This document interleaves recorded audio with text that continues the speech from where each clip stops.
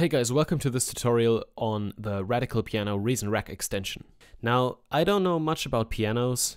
I can play a tiny bit of keyboard, just enough to input a tiny little performance to test some pianos on, and I will just talk about the rack extension a little bit. I don't know much about the physics of pianos either.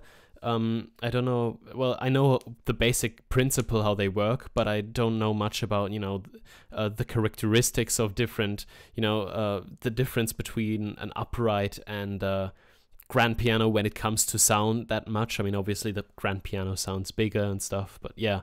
I'm just going to talk about the technical side of this rack extension a little bit and give you guys some sound examples, obviously. And yeah, maybe it will help you to decide whether you want to pick it up or not. Okay. As I said, I can't play piano really, but I did a tiny performance here that we're going to be working with today. So I'm just going to show that with the nice grand patch, which can be found in the rack extension patch browser.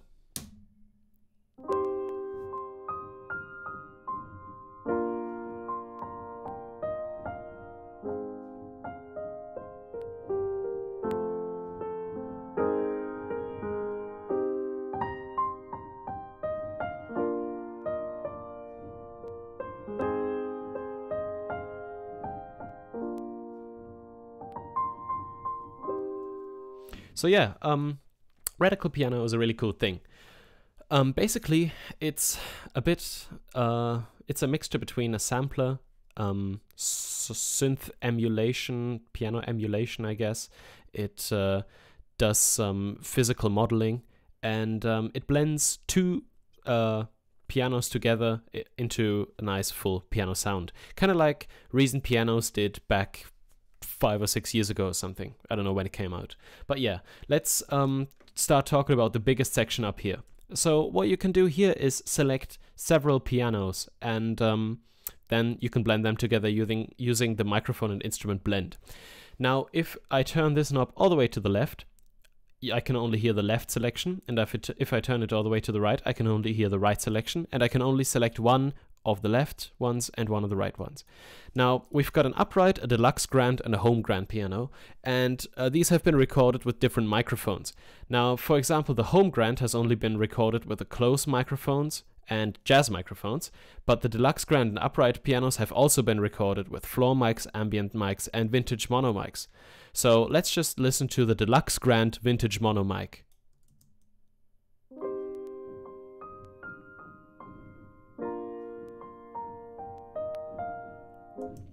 So those are vintage mono mics. Now, let's say I wanted some ambience as well. Then I would switch the other one to ambience. Both are in the middle, so that means they're both the deluxe grand piano, and then just bring some ambience in using the microphone blend.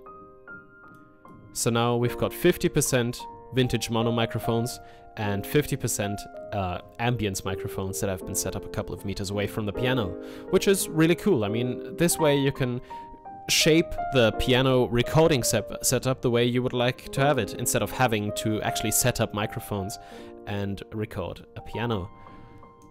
Now, I don't have to tell you about the advantages of having a MIDI clip and being able to edit that kind of stuff later, and being able to switch microphones on the fly like this is just awesome.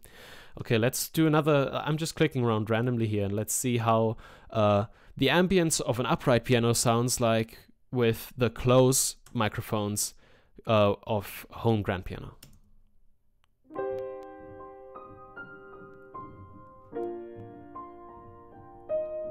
It's a really crisp, clear sound. Really cool, really like that. Maybe use the floor mics of an upright. So it's kind of like a lounge kind of sound. I really like the modular architecture of this, that you can just switch out pianos as much as you want until you get the sound you like. So I'm just gonna do one last one. So let's stick with close mics on the upright and vintage mono mics on the deluxe grand. Actually, let's go ambient mics on the deluxe grand. I like this sound. Now, there's also a knob called character here, and that allows you to switch between subdued and agitated. Agitated. Yes. I'm sorry. Yeah, I'm German, so Okay, yeah, let's see what this knob does. So if I switch it over all the way to subdued, you can hear... See, this is the kind of stuff that you wouldn't just get with a low-pass filter. There's some obvious physical modeling going on here that you can't just filter down. And you can also see that this knob is not just blending different stuff, because every time you switch it, it loads different samples. Wait for the performance to start again.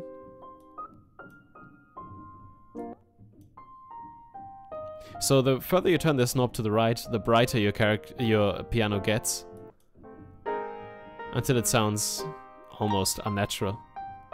Like this sounds to me like from a gramophone record or something. And this is nicely underwater, fucking chill thing. Alright, let's just leave this at natural and leave the character knob for now. Unfortunately, I would love to tell you more about how the character knob works, but I can't, because I don't know what it does exactly. It's just a really nice way to shape the sound of your piano and to make it sit in the mix better as well, as far as I have found. Okay, so down here we have all the other shaping possibilities. Let's just go from left to right. Velocity response is the way the piano reacts to velocity. And there are several knobs here. There's high and there's low, and then there's the curve. Now what you can do is basically define the behavior of how the piano reacts based on the velocity of how hard you hit your keys. So maybe you want a synth piano that's not velocity responsive at all, then you could set that up that way. Or maybe you have a piano player that only touches the keys very, very lightly, and you still want it to sound as if he was absolutely smashing the keys. So then you could set that up here as well.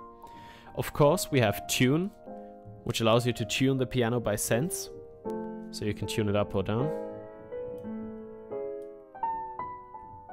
And 100 cents are an entire semitone. I think... yeah. I think 100 cents are a semitone. And then there's also drift. I'm not too sure what drift does. I think it's random detune of the different strings to give it a kind of like... yeah, it sounds like detuning controlled by an LFO, basically to give it a more human and natural character. And now there's the sustain pedal thing, and this is really interesting actually. Now I've only got a industry standard on-off sustain pedal, which sends MIDI data either as 0 or as 127. 0 is off and 127 is on, so that tells the program that I'm either pressing the sustain pedal or I'm not.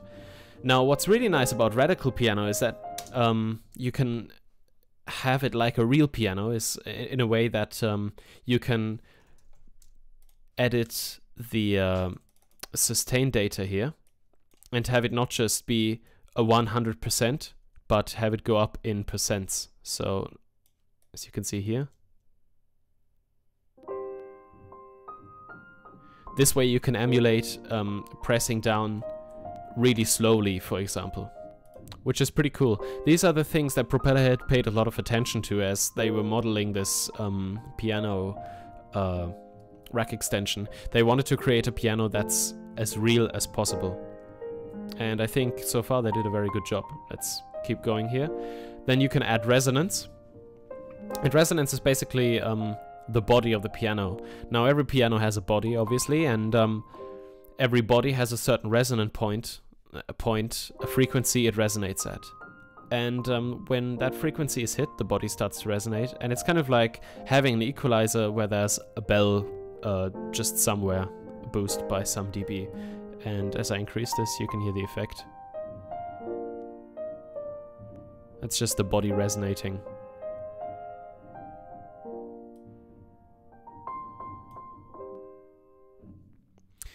Now envelope just is a regular envelope, which allows you to create these pianos that sound like somebody was not hitting the string with a felt hammer, as it is in real life, but like somebody was blowing over the string or something. And then you can change the decay curve of the sound, have a faster decay, have a longer decay, or yeah. And you can change the release of the keys. So that's your basic, it's not really an amp envelope, but it's just an envelope right there. And then you can also work with the mechanics of the piano. Now, a piano is a instrument where there are strings in a chamber, and these strings are hit by hammers. And these hammers make sounds. So if I just turn this all the way up, you can hear the hammers working their way in the piano. And also the pedal.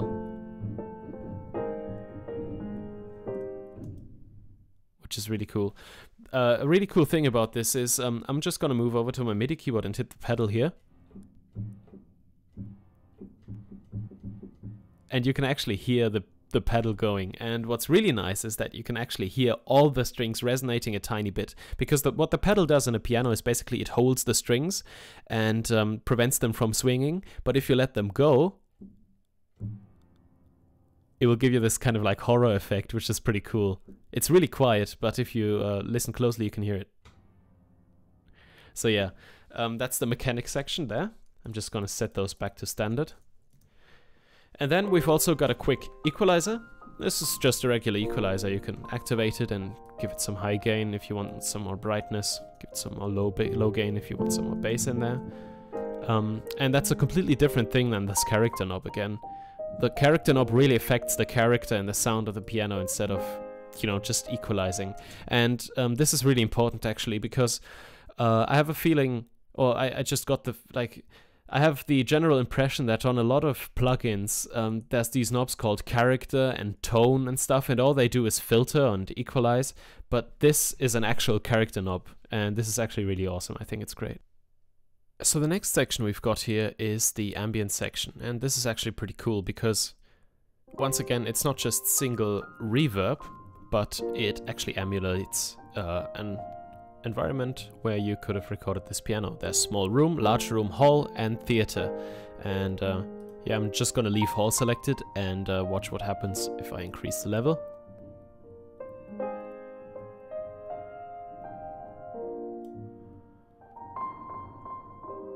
So yeah, it's really nice ambient emulation. And then on the output section, just before the audio signal is fed into the output of the device, we have a compressor and a width knob. Now the compressor is really, really simple. It's only got one knob, that's compression amount. And if you want the piano to be in the front of your mix, just turn this on all the way up, and yeah, you can hear there's some full compression going on. This thing's being absolutely squashed. So really nice, smooth compressor. And the width knob is just stereo spread, just with the stereo imager of the M-Class series. Turn it all the way to the left and you have a mono piano, turn it all the way to the right and you have a full stereo width piano. Now Propellerhead did a really good job of yeah, creating a piano that sounds really realistic because of all the mechanics and the ambience emulation, the body emulation.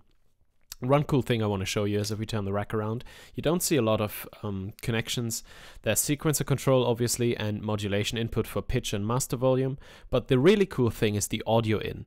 This allows you to route audio through the body of the piano, which means, first of all, it will go through the resonance chamber, then it will go through the EQ section, it will go through the ambient section, and it will then be compressed with the rest of the signal. Now, when would you want to use this? For example, as also stated in the promo video for this rack extension, which is also located here, if you have a singer who's in the same room as the piano, the voice of the singer would resonate with the piano and they would interact with each other. And this function allows you to recreate that effect very, very realistically. So Propellerhead have once again proven that they really care about pianos and caring about a good piano sound, paying attention to, you know, tiny details like the hammers and, you know, my favorite thing to do is just, yeah, this piano, this pedal thing. So yeah, Propellerhead's great job on the Radical piano. Rack extension in the Propellerhead shop as of right now. Check it out. Thanks for listening, and Dorincourt out.